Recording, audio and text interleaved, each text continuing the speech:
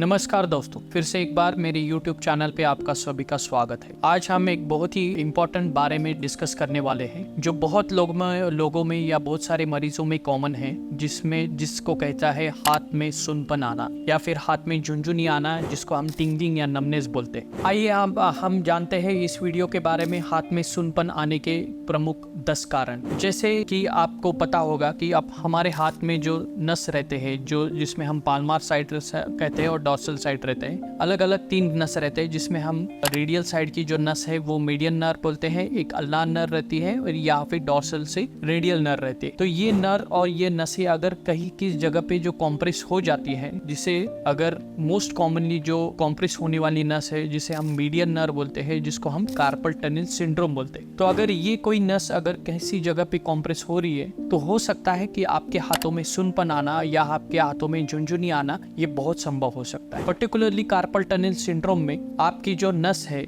वो आपके वृष्ट के यहाँ पे कॉम्प्रेस हो जाती है और आपके रेडियल साइड की 3 उंगलियां, पर्टिकुलरली ये अंगूठी की और अंगूठे के बाजू की 2 उंगलियां, सो ये 3 उंगली में आपको झुनझुनी या आपको नमनेस आ सकता है। तो कार्पल टनल सिंड्रोम के बारे में डिटेल जानकारी मैंने मेरे पहले वीडियो में बताई है, लेकिन फिर भी मैं एक बार बता देता हूँ कि carpal tunnel syndrome usually idiopathic रहता है, महिलाओं में ज़्यादा कॉमन रहता है, लेकिन 2-3 चीज़ें में ये कार्पल टनल सिंड्रोम की संभावना बढ़ सकती है, जिसमें प्रेगनेंसी है, हाइपोथायराइड, जो पेशेंट हाइपोथायराइड की बीमारी के शिकार है उसमें भी ये कार्पल टनल के सिंड्रोम या फिर हाथों में झुनझुनी और नमनेस आना ये बहुत कॉमन हो सकता है। और सबसे इम्पोर्टेंट जो दूसरा मुख्य रीज़न है वो अपने भारतवर्ष में जो कॉमन है वो विटामिन B12 की डिफिशियंसी की वजह से। बहुत सारे लोग अपने भारतवर्ष में ही काफ़ी शाकाहारी है, जो मांसाहार नहीं करते, एनिमल प्रोडक्ट्स नहीं खाते हैं, उसके वजह से विटामिन B12 की डिफिशियंसी होती है। तो विटामिन B12 की डिफिशियंसी का एक मुख्य कारण है और वो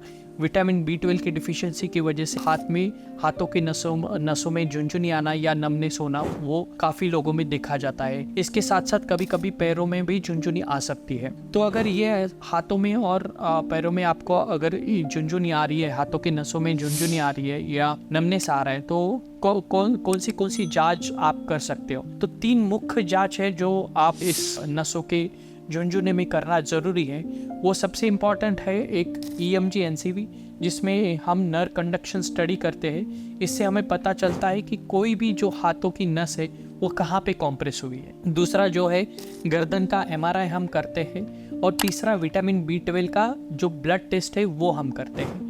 तो इसके बारे में हमें पता चलता है कि मनुष्य के शरीर में का विटामिन B12 कितना कम है या फिर कितना ज़्यादा है। अगर विटामिन B12 की कमतरता महसूस होती है तो उसमें हम विटामिन B12 का सेवन अलग अलग तरीके से कर सकते हैं। विटामिन B12 बढ़ाने के लिए हम अलग अलग तरीके से विटामिन B12 दे सकते हैं। एक तो हम ओरल माध्यम से भी, ओरल से जिसके टैबलेट आते हैं या स्ट्रिप्स भी आते हैं, तो उसके वो हम इस्तेमाल कर सकते हैं। दूसरा है नेजल स्प्रे, जो वो भी हम इस्तेमाल कर सकते हैं विटामिन B12 के डिफिशियंसी में। और तीसरा विटामिन B12 का B6 का इंजेक्शन आता है, जिसको विटकोफॉल बहुत कॉमन है, विटकोफॉल इंजेक्शन, वो आप ले सकते हो।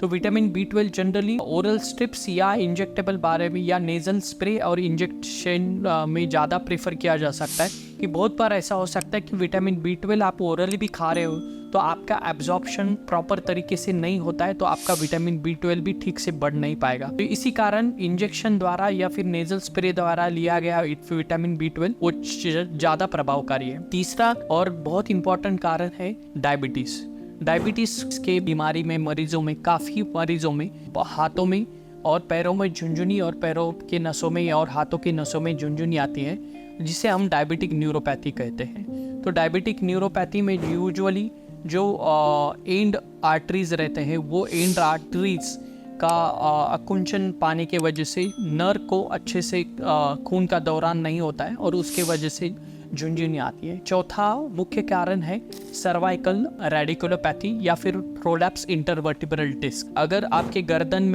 में की डिस्क, जो गर्दन के वर्टिब्रे हैं उसमें की डिस्क अगर प्रोलैप्स हुई है और वो अगर नस पे दबाव दे रही है तो उसके कारण भी आपके हाथों में झुंझुनाहट या फिर हाथों में सुनपना आ सकता है। पांचवा महत्वपूर्ण कारण है जो बहुत कॉमन है, सर्वाइकल स्पॉन्डिलोसिस।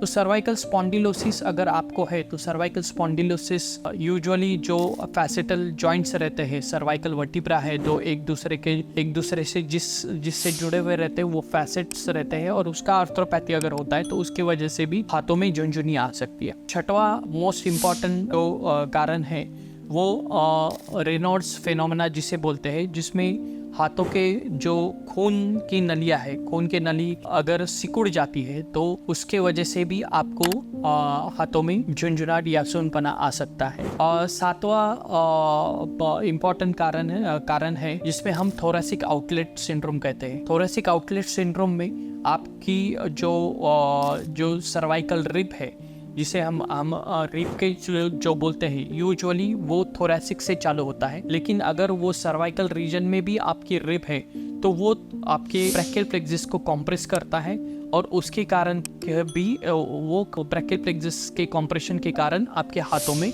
सुनपना या फिर झुंझुनाहट आ सकती है। और लास्ट जो सबसे इम्पोर्टेंट रीज़न है, इसको हम बोलते हैं हर्पीज या वायरल इन्फेक्शन। उसके वजह से भी हाथ में नसों में सुनपना आ सकता है। हर्पीज जोस्टर के इन्फेक्शन के वजह से जो हाथ की जो नसें है उसमें वायरल इन्फेक्शन हो जाता है, और उसके वजह से हाथ की नसें या सुन हो सकती है, या हाथों की नसों में झुंझुनाहट आ सकती है। होप ये वीडियो के माध्यम से मैंने हाथों का सुनपन या हाथों में नसों का झुंझुनाहट, इसके बारे में मैंने काफी आपको जानकारी दी होगी। इसके अलावा भी आपके मन में कुछ क्वेश्चंस है या फिर कुछ डाउट्स है तो आप हमारे नीचे कमेंट बॉक्स में लिख सकते हो। आप हमारे चैनल को सब्सक्राइब और लाइक करना बिल्कुल मत भूलिए। धन्यवाद।